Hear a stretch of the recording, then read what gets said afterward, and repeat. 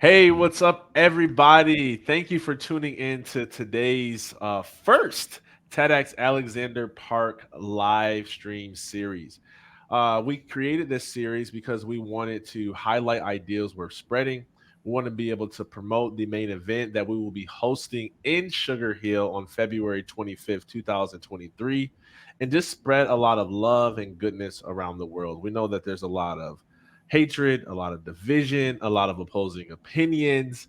But this is a time where we can come together around what we believe are great ideas worth spreading.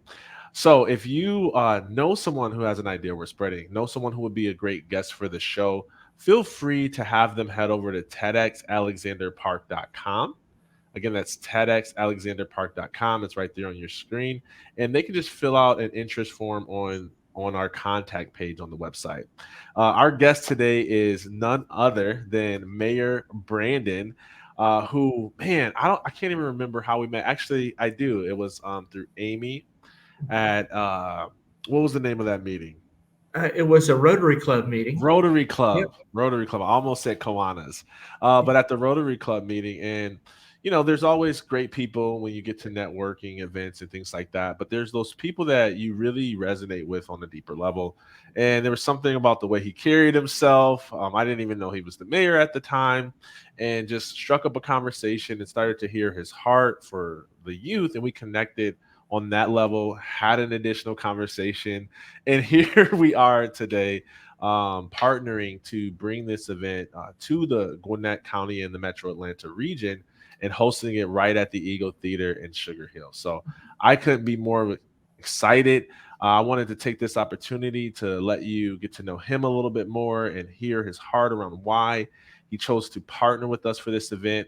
And we'll just dive into a really fun and engaging conversation. If you're Great. just now tuning in, we do ask that you like, comment, let us know where you're tuning in from, and share this with others if you find something interesting or intriguing throughout our time together. So, Mayor Brandon, how are you doing, my friend? I'm good, my friend. It's good to be on with you today, and I'm excited about TEDx coming to Sugar Hill next Yeah, year, for sure. 2023. And man, I just wanted to echo what you said. When I met you, I love people and I love the stories that people have to tell because I think as humans, we can learn from the stories of other people, man. And I just had an instant connection with you, and I'm just excited to be able to work with you on this. Oh, thank you so much. See, there you go, being all kind, buttering me up again. So talk to us about so where was your mind at when, I sort of told you that, hey, I'm thinking about bringing a TEDx event here to Gwinnett County. Want to pick your brain about your interest in joining that, partnering with that. What was some of your initial thoughts and why did you choose to partner to bring this event here to Gwinnett County? Yeah, so when I learned about your connection to TEDx and what you do, as a motivational speaker and a life coach, I just knew that I wanted to be on board with what you were doing, and I knew that I wanted that to happen in Sugar Hill. I just felt like we were destined to meet, and that was an opportunity that I wanted the residents and the youth of Sugar Hill to have. And so it was really important to me that I connected with you, and I let you know that that's what I wanted to try to pursue with you. Yeah, yeah, love it, love it. Talk to me a little bit about just your heart and your intention. What do you hope to see from this event, and what do you hope that it does for the greater community? Absolutely. So community is really important to me, and whenever I meet someone and I have the opportunity to talk about community and how I define community, I think that TEDx accomplishes something I think is really very important. TEDx has the ability to bring outside thoughts and ideas to a community.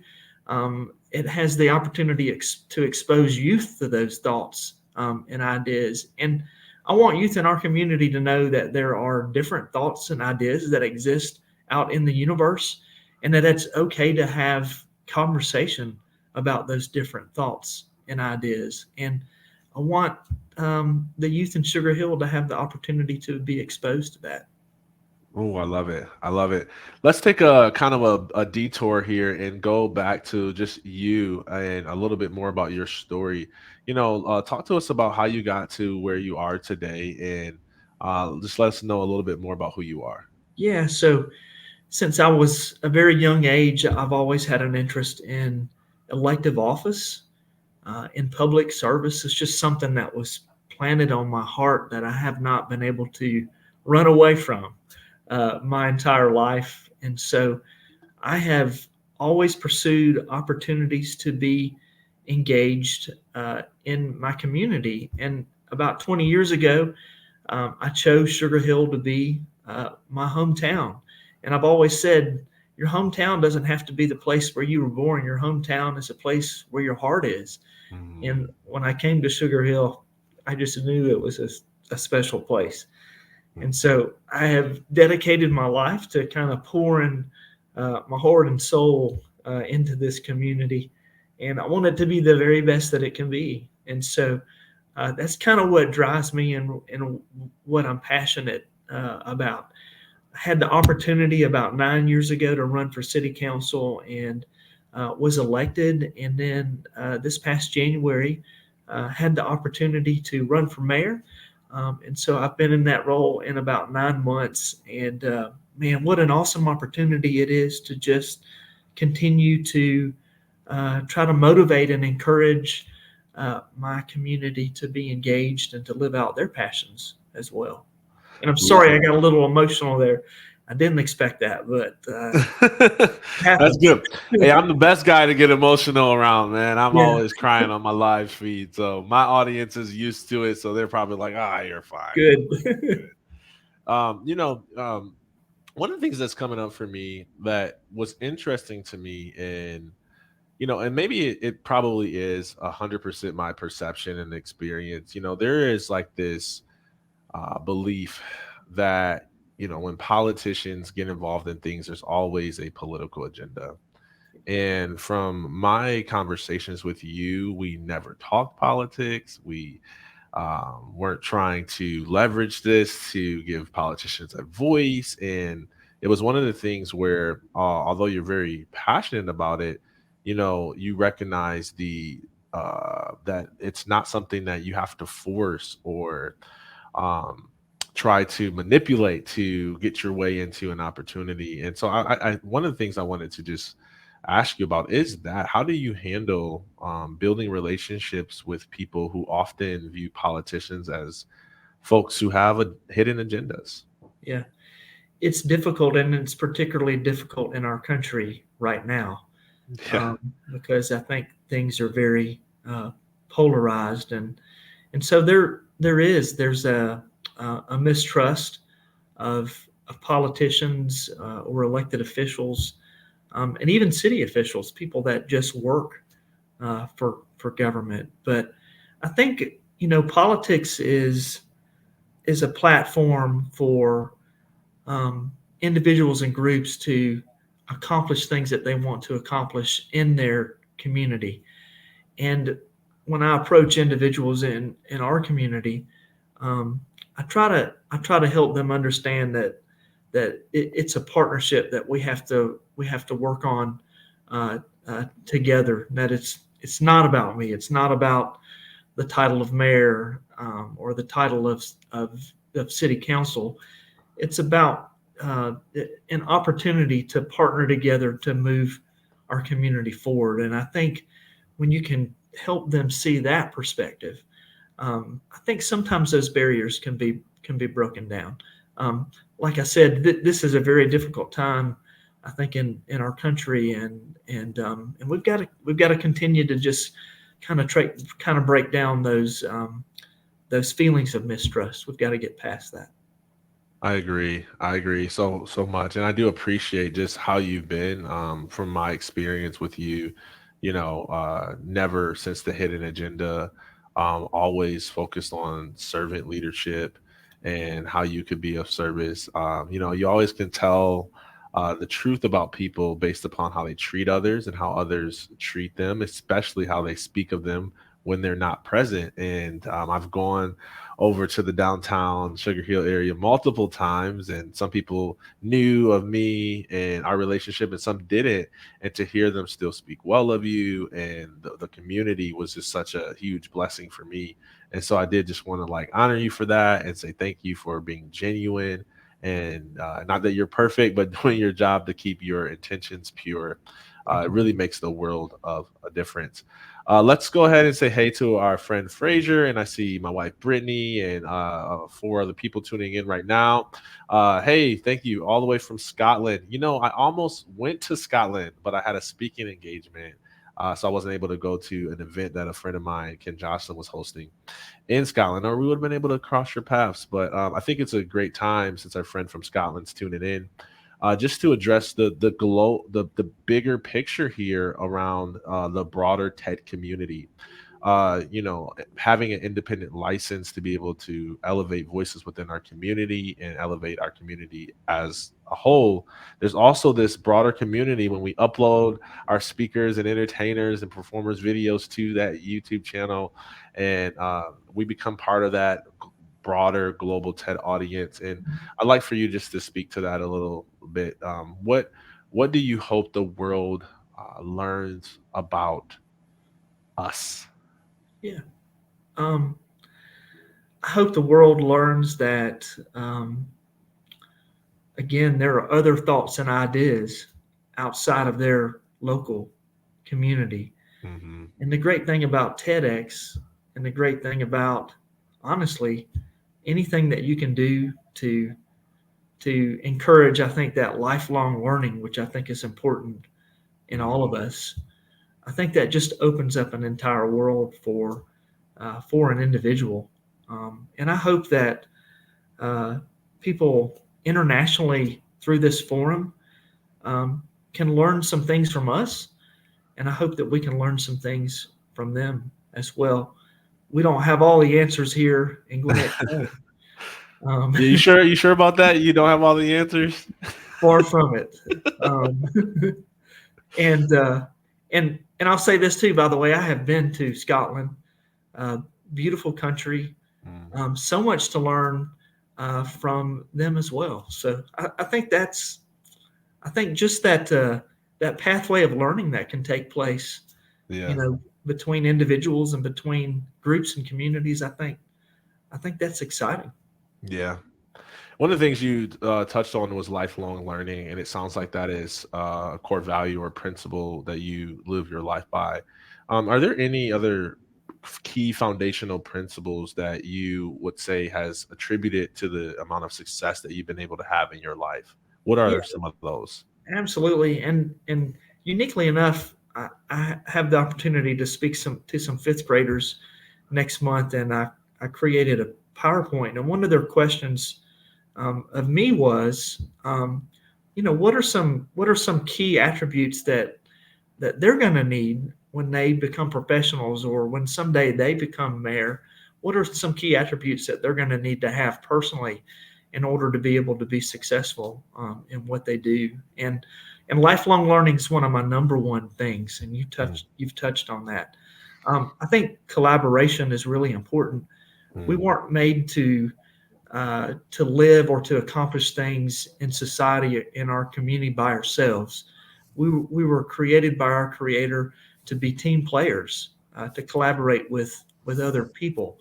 And that's a natural thing for all of us, and I think that is so important. And I actually think when I look at kids in our school system here in Gwinnett County, I actually see that they collaborate more than we do as adults, and I think they have that natural instinct. But I also think that they're learning that in school.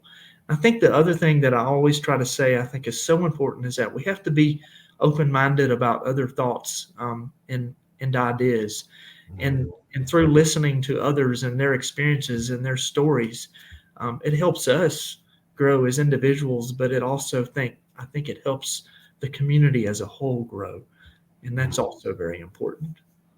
I so agree with you. And open mindedness is so important, especially in an event like TEDx event, because you have ideas that could be very contrary to what you believe in, and it takes an open mind to be able to, what I say is chew the meat, spit out the bones, but to listen to the seed of the idea or the heart in the share or the intention behind the perspective.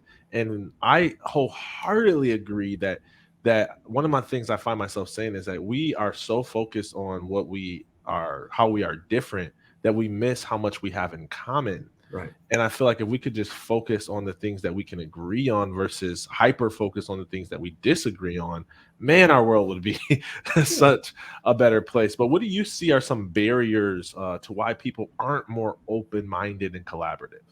Yeah, I think some of the barriers are is that as people we insulate ourselves, and so it's comfortable to be in our own community, and to to only be exposed to our own thoughts and ideas, or the thoughts and ideas of people in our community, or a normal circle.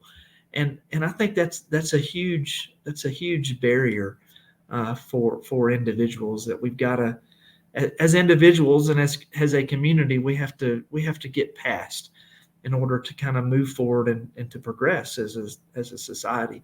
I think the other barrier is that we have such um, a deluge of information that comes at us each and every day, and Right. if we're not careful in how we filter that information, we can kind of get caught up in the bubble that we all exist in. I Mm, think some people describe it as an echo chamber, and I think that is actually a perfect description of one of the barriers that we actually can put ourselves in as individuals. We've got to step outside of that. TEDx and forums like that are time tested, I think, create great opportunities for people to kind of step outside of their own echo chambers. absolutely. Oh, I love that. Love that. So powerful. You know, speaking of, just collaboration, open-mindedness, having a various diverse line of speakers at our event. When you think about an ideal type of speaker that we could feature and or highlight on our stage, what type of qualities and characteristics are you looking for in them and the ideas that they have to share? Yeah, I mean, I think from an idea standpoint, there's so many, I think, important um, key issues and obstacles that we're facing as a society right now. And I think mental health is one key issue that I think is really prevalent. Um, and there's so much stigmatism around um, individuals that suffer from mental health disorders. And I Mm, think stories of how people have overcome those challenges and have been able to move forward, I think really could have the potential to help individuals in Gwinnett County or in our community that are dealing with those same issues. And I think that's what's so important about TEDx speakers is those individuals' ability to kind of speak on some key issues that we're kind of confronting as a society. mm. And I think that's kind of really what I'm looking forward to. Um, Yeah. Yeah. Yeah. You mentioned mental health, and what are some other key issues that you see just that are affecting our world at large that you really feel like may be good to be addressed, or just even just from this live stream, people watching, it's just something to pay attention to. I know in your line of work, you are in it and immersed in it yeah, every day. I mean, it's kind of comes with the job description. And I have the tendency to tune out sometimes. I just tune it out, block it out. I'm not recommending it for people. My wife feels me and she's like, Daryl, you gotta know these things. But what are some of those key issues that you see facing our world today? yeah. I think another key issue is this concept of community and what it means, and Mm, and what is the deep philosophy of community for our day and age. And I think it really comes down to the realization that each and every individual has a purpose in life. Mm, And it's something that I think everybody feels at some point in time in their life. And they may not know this or not, but they also have a deep desire to have an impact where they are. That can be within their family, it can be within their school, or within their community. And I think when we understand that each and every individual has that passion or that calling, we can kind of understand where some of those different life experiences and different thoughts and ideas come from, and perhaps we can be better understanding of where they are and their perspective about various things in life. And so I think that that's another kind of hurdle or obstacle that we need to overcome as a society, and kind of understanding where people are coming from when it relates to their involvement in a community.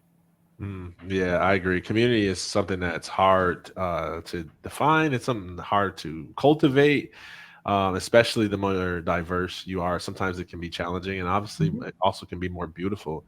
I know for me, I grew up primarily in Michigan, and my wife and I moved to Metro Atlanta 5 years ago, and it was a culture shock for me.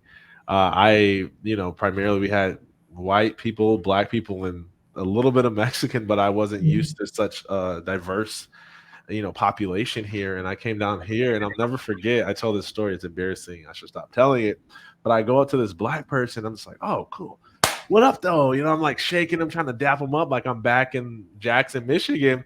And they spoke to me in this like Nigerian language, and I was like, Yeah. oh, I'm not in Kansas anymore. And it created some challenges for me, because I started to look at, all the things that I had defined community by, and the things that, we could connect on. It was different down here. And I found myself at a loss for a community for several years, Yeah. actually. And my church helped a lot. And then leadership Gwinnett was huge for me to be able to connect with people across it. Like, I'll never forget when I saw the map of Gwinnett County and all the schools. I thought it was a map of the entire state, because there were so many Yeah. schools in our district.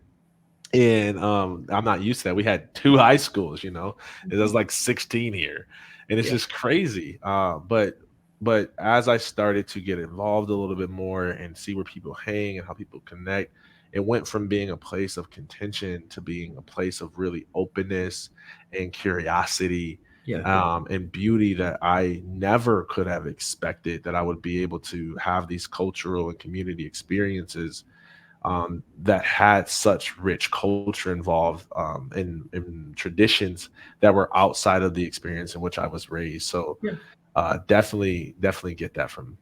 And I Yeah. don't know if I've ever told you this story or not, but my first real eye opener was when my wife and I married, and she moved from a small town to Sugar Hill. I was already living here and had lived here for a while, and I worried about her for the first several years. I just felt like she was not making friends, and she was not connecting, and she missed home. She missed her family back in that small town where she came from. And I'll never forget, we were in a restaurant together, um, and a couple came up to us that we had gotten to know in the community, and they started talking to us, and Tara just looked at me and she said, this is the first time that I've ever felt like this is community. And so, sometimes it takes time. We live in a society that's just highly mobile. We're always moving around, and very few of us stay in a place for very long. But community is attainable, and if you uh, engage, you can connect in Mm, community, and it can do great things for you. I so agree. I so agree. And sometimes it's hard, and sometimes you go places and you feel, like no one sees you, and Yeah. your heart races, and you have a little bit of anxiety. But I just say keep showing up. Yeah. Keep, you know, having icebreaker conversations, keep trying different experiences, and you'll start to find kind of a through line of community for you. And that's one of the another one of the reasons why I wanted to host this event here is because from my experience, like any place in the world, that there's always silos in communities. And one of my intentions in hosting this event is to begin to get us out of those silos even more so, Yeah. and to create more collaboration in different parts and areas. I mean, even my original place wasn't actually the Eagle Theater in Sugar Hill, and I would love to hear a little bit more about Sugar Hill and the theater and things like that. But I remember when it was like, hey, this is a good opportunity here. I'm liking this. I kind of like that because I've been in Gwinnett County for 5 years, and I've been in like Sugar Hill like twice, through my leadership Gwinnett tour when we toured the rec center. And then another time, I don't know, I think I might have got lost, or maybe we were meeting at Mercy Montgomery's house or something. But I love like that now it's the place where we're hosting this event, and we can pull other parts, from the Norcross area, Yeah. from the Grayson area, that maybe not as much collaboration going on, just simply because we're just in our silo, not because we're not open-minded, but because we're just in our own thing, doing our own work. That's And right. so really excited about that opportunity. So I'd love for you to speak. Sugar Hill, the community, Eagle Theater, anything that I just said. Yeah. So I'm biased, obviously, but um, you know, there's 16 cities in Gwinnett County. We're all unique. I happen to think Sugar Hill is extra special, but again, I am biased. Mhm, But the Eagle Theater, I think, is a great venue. It's not an old theater; it's new. It's mhm, only several years old, but we tried to tie the the architecture and the design back to when our city started in the 1930s, and so it's a beautiful Art Deco style building. But what I love about it is it's a community focused space, and so we do movies and plays and events like TEDx, and it's just a great space for people in our community to gather and to get to know one another and to engage with each other. absolutely, absolutely. What are some top one or two things that you love about Sugar Hill? Oh wow, that's a great question. I love the way that the city and our churches and our schools collaborate with each other. Mhm, And again, I'm biased, but I think that's unique in Gwinnett County. We've worked really hard to establish that relationship. And it really goes back to the question that you asked me earlier about, I think, the top attributes that make individuals or communities successful. We mhm, were not designed to do things as individuals, we were designed to do things together as a absolutely. community and as a team.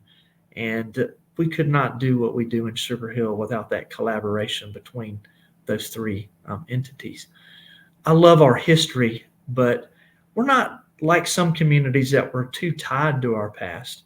I think we honor and we recognize our past, but understand that as communities and as individuals, we're going to naturally grow, and we've got to embrace growth as well. Always looking back on our past and learning from our history. But I think that's another thing that I really, really love about Sugar Hill.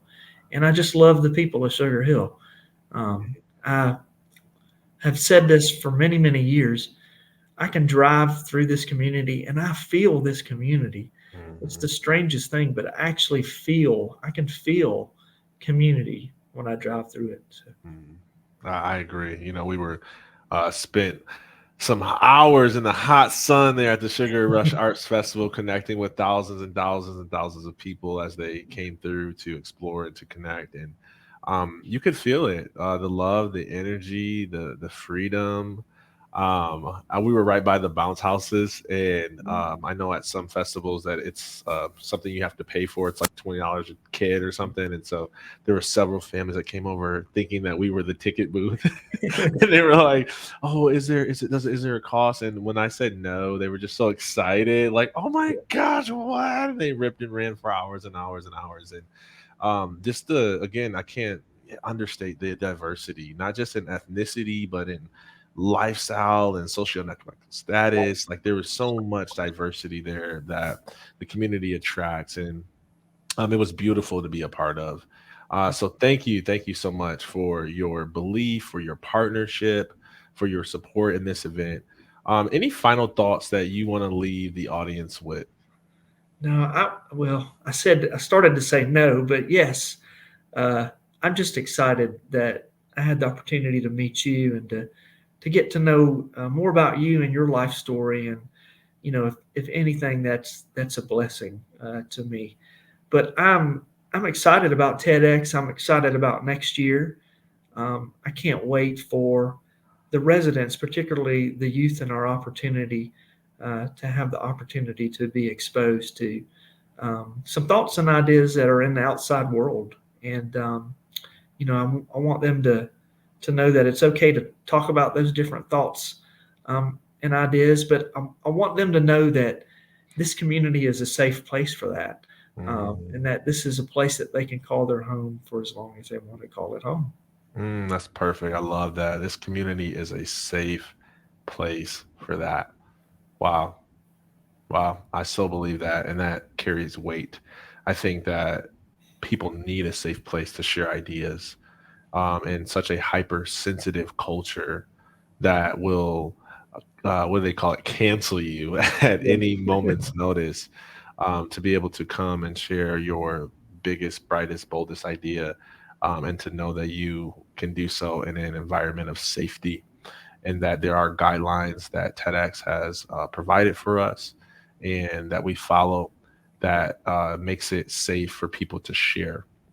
And so know that you are safe. So, how can people connect with you, Mayor, if they would like to do so? Yeah, absolutely.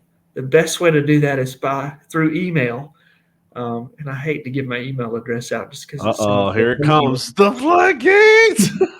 But it is Brandon Hembree at cityofsugarhill.com. There you go. And the Brandon Hembree's together. There's no dot in the middle of it. I sound so unsophisticated and non technical whenever I say it. I don't know why, but That's perfect. That's perfect. You got to let people know how to find it, and then yeah. there you go. And it's right there on the screen, first and last name. If Yep. anyone needs to check that for spelling, man, thank you so much for sharing your heart. I'm going to head and tuck you down at the bottom if you want to stick around for a couple minutes, and I'll close out our show. Man, give him a round of applause. Show him some love in the comments. I know I've been doing this for a long time, and so I understand that majority of people who will be tuning in are watching this on a replay. And if you are, just hashtag replay in the comments. One of the things that I love about technology is that it allows us to connect at any given time. So people who are in different time zones and maybe going to sleep right now, when you wake up, comment, engage, and then when we wake up, we will comment and engage. We want to create more collaboration locally and globally. Um, if you didn't catch the website, I'll go ahead and put that back up here on the screen again. TEDxAlexanderPark.com. Head over there, check it out. Our theme this year is back to the basics. It's based on the Lorax movie, which is a story about how the planet got destroyed because of greed and how it got rebuilt because of generosity and love and belief. And it's one of the things that I think that we need to get back to as a community. I came up with the theme. I feel like I got it from God. I woke up in the middle of the night and I just had that Lorax movie running through my mind, and I literally articulated the words and I sent it to my co-organizer and mentor, Stephen Monahan. And I am so excited to bring ideas that connect with that theme to our community. So, again, if you are interested in partnering with us in any way, whether that is through volunteerism or you want to become a patron or a sponsor, or you want to join this live stream series that we're doing or apply to speak at the main event, all of that can be found at TEDxAlexanderPark.com. Last thought I will leave you with is the same note that Mayor Brandon left us with, that this is truly a safe place. Um, it's ironic that he used those words because I created a Facebook group called Safe Space because I felt like our world really needed that when leaders can be canceled at any moment's notice. I'm so glad he brought that up because I think that is definitely one of the hidden secrets of the TED guidelines and opportunity. I think it was a lot of times people get caught up in the, millions and millions of subscribers and the, brilliance of the people who share and a lot of these things. But, to have a safe space to share can't go understated. And so, know that if you've been thinking about sharing an idea, but don't necessarily want to be ridiculed for it, now is that time. The good thing about TED and its guidelines is that there's a ton of rules, per se. I like to say guidelines, that help to scrub our messages of agendas and impure motives, for lack of a better word. Just stuff that makes you feel icky when you know that a person's up there to take rather than to give and to share and to express. And so, we'd love to connect with you on any of those front. Again, head over to TEDxAlexanderPark.com and make sure you share this video with other people. And we'll see you next time. Okay. So next week, same time. Actually, next week at 1 p.m. Eastern Standard Time, we'll be doing a live stream and we'll have some additional guests as well. So lots of interest. We're coordinating all those times. Please stay tuned to my page and we'll get all of the TEDx Alexander Park social pages up as we continue to build the volunteer team. So if you're a social media master, now is your time because this is a community effort. TEDx is a nonprofit event. So it's all around volunteerism and generosity is how we make it go. And so we are excited to build that team. And if you're listening to this, wondering who's going to solve that need, the answer is you ready? You. Okay. So love you. Until next time. Peace.